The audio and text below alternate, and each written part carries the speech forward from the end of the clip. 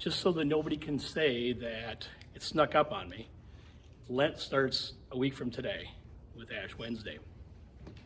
And so, sometimes I think, when Lent rolls around, I think we kind of wake up, we go, oh my gosh, I forgot I got to give something up. What am I going to give up? Let's see, what's easy?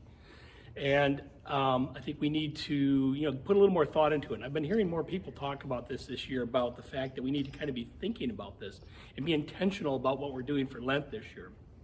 And not only do we want to give something up, but it's always good, when you give something up, that usually it means it leaves room for something else. So for instance, when you go to confession, right, you get rid of all the junk. Well, that leaves room for something else. And so God gives you grace. But if you don't, accept his grace and you just kind of fall back in your sin, well, then all the bad stuff just kind of backfills in for what you're doing. So by picking something that's, not super hard, but maybe that's a challenge, can be really good for us because it helps give us some discipline. So maybe it's, like if I'm sitting here going, well, I think I'm going to give up liver and onions for Lent this year. Well, I hate liver and onions. So, so what? So I give up something I hate, so I could check a box and I could say, all right, I gave something up. But, it's not something that I'm going to miss or not something that challenges me to become a better version of myself. So I, like the time that we were spending here we were only in silence for 7 minutes. Okay, and I know for some of you guys it seemed like an eternity. But spending that time in silence and say, okay, God, what do you see in my life that can help me become a better person? Right? And so, maybe it's, maybe I need to give up, snacking in between meals. Maybe I need to give up soda. Maybe I need to give up, time on the internet. Something that's going to be a challenge, right? I've been thinking about this. There's a few things in my life I'd like to do, but what I want to mostly do is I want to be more disciplined in the good things that I'm supposed to do. So for instance, spending time in prayer. I'm trying to be really intentional about that. And I even started on Monday, I'm going in, I'm going to spend time in the church every day. And if I can't be in the church, I'm going to do it at home. And I'm just going to be even if it's 10 minutes, just something so that I get in a routine. Because one of the things the devil hates the most is a disciplined Catholic. Because it's harder to pull us away if we've got a routine and a discipline that's helping us become better. All right, so think about what that might be for you. So consider giving something up. Some of you guys and girls, maybe you spend a lot of time online. Maybe you spend a lot of time with your phones in your hand. Maybe say to yourself, I'm only gonna spend time on my phone, at 7 o'clock at night, it's off, it's done.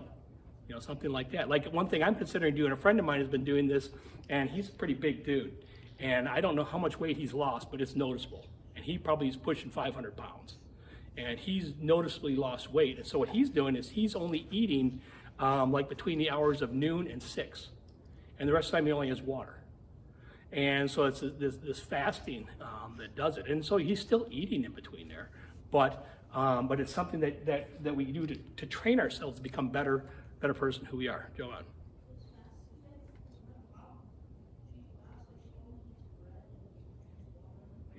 Yeah, it can be fasting. Can be what you want it to be. Some people do water fasts. I've known people that do a water fast for 3 days. What's that? Only drink water, right? And there's a certain regimen that you can do that, and it can help you. But pick what it is, and pick the thing that you like. If you are saying to yourself, oh, donuts, I love donuts. You say, all right, what would my life be without donuts?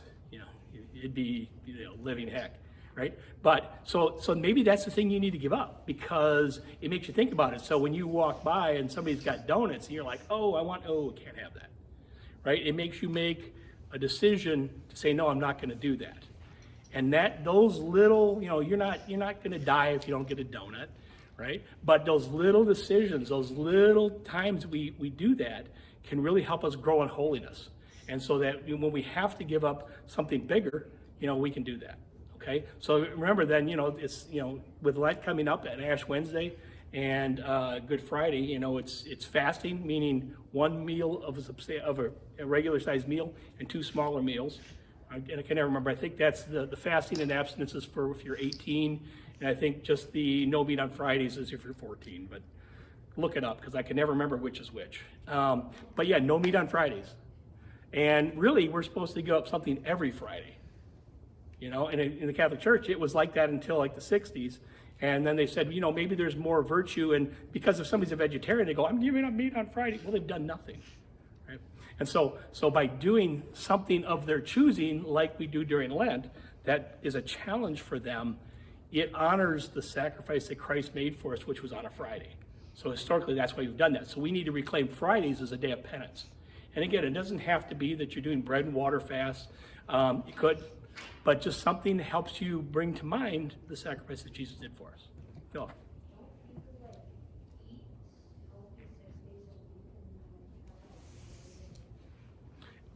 You can. I mean, Sunday is a typical day where it's a celebration, you know, because it's like every Sunday is a little Easter. And so Sunday, typically you don't fast. That doesn't mean you can't, but it's not a penitential day like a Friday is.